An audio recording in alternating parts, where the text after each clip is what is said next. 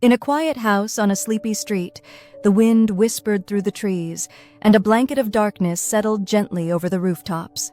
Inside, the power had gone out. No glowing lamps, no buzzing screens. Just stillness and shadows. On a small wooden shelf, tucked between picture frames and an old clock that had stopped ticking, sat a little candle named Wick. He was small. He was simple. But inside him danced a spark that never stopped dreaming. Wick had only ever watched from his cozy shelf. Watched as the children ran through the room, laughed with their toys, or curled up on the couch with bedtime stories. He had always wanted to help, to shine. Now, in the hush of the blackout, he felt a tiny flutter inside his waxy chest. Maybe tonight was the night. Below, the children huddled close with blankets pulled up to their chins. The dark felt big. The shadows looked different than they did in the day. The house creaked, and the wind moaned gently through the windows. Wick's flame flickered to life with a soft pop. It wasn't a loud kind of light. It was a gentle glow, the kind that tiptoed into corners and made the room feel just a little less lonely. Wick wiggled a little on his base. What if I could make the shadows dance? What if I could put on a show? He leaned into the darkness and cast his first flickering shadow across the wall. It wobbled. It waved. It twirled like a ribbon. But something was missing. The shadows were gray and soft and quiet. They needed something more. They needed color. Wick puffed up his tiny flame and whispered a promise into the dark.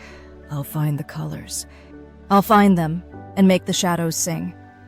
So off he went, scooting carefully along the shelf with a little scrape slide, balancing bravely with every wobble. Below him the room was a sea of shadows, but Wick's glow spilled downward like golden honey. And just then, something caught his eye. Over near the window, perched on the table, sat a bowl of fruit. One of the apples was glowing orange, even in the dark. Not the kind of orange that shouts, but the cozy kind, the kind that wraps around you like a hug. Wick leaned closer. It was the orange of warm pumpkin pie, the orange of autumn leaves crunching under boots. He shifted his flame until it touched the apple's skin, and there, the wall behind him blossomed with an orange shadow that danced like firelight. Oh, Wick sighed, though no sound left his wick. That's the first one. And on he rolled, scrape slide. Each time he moved, his shadow wiggled and wriggled and twirled. The children below giggled softly, pulling the blanket down just enough to peek. Wick's heart melted just a little. But one color wasn't enough. The show needed more. Could the next color be hiding nearby? Wick turned toward the coffee table, where a tall, smooth glass sat untouched. Moonlight caught it just right, and as Wick slid closer, the light passed through the water within. A soft shimmer glowed on the wall, blue, not the cold kind of blue. This was the blue of a quiet pond, the blue of sleepy skies right before night falls. It twinkled gently, like a secret only the stars knew. Wick moved his flame behind the glass. The shadows deepened into waves of dreamy blue, rolling and curling like sleepy clouds. 2 colors now, 2 soft songs, and still the show wasn't finished. Wick paused. His wax was softer now. The heat of his flame warmed him from the inside, but he didn't mind. Not one bit. Would the last color come in time? He gazed around the room. Shadows danced. The children watched. Their eyes were wide and wondering. Then he saw it.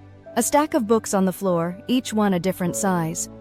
And right on top, peeking out like the sun rising over hills, was a little rubber duck. It glowed yellow, even in the gloom. The yellow of banana cream pie, the yellow of sunshine tucked into a smile. Wick scooted closer, scrape slide, until his light touched the duck's smooth back. And then, whirl, the wall behind bloomed with yellow shadows, playful and bright. 3 colors now. Orange, blue, yellow. The shadows swirled together like paint in a puddle. Wick twirled, and the colors danced with him. The children gasped, softly, joyfully, and pointed at the walls. Wick glowed brighter. He flickered. He spun. The shadows became butterflies and boats, trees and tigers, stars and smiles. And all the while, the little candle felt something warm swell inside him, warmer than wax, deeper than flame. This is what it means to shine. Outside, the wind grew softer. Inside, the children curled against their pillows, watching the last of the colors fade into gentle night. Wick settled back onto his shelf, his flame now a sleepy flicker. The room was calm. The fear had floated away. He had done it, not with noise or brightness, but with color and care. He had cheered them up just by being who he was, a small candle with a big warm heart. And as the quiet deepened and the soft hum of returning electricity blinked the lights back on, no one noticed. Because Wick's show had already filled the room with something even better than light. It had filled it with wonder.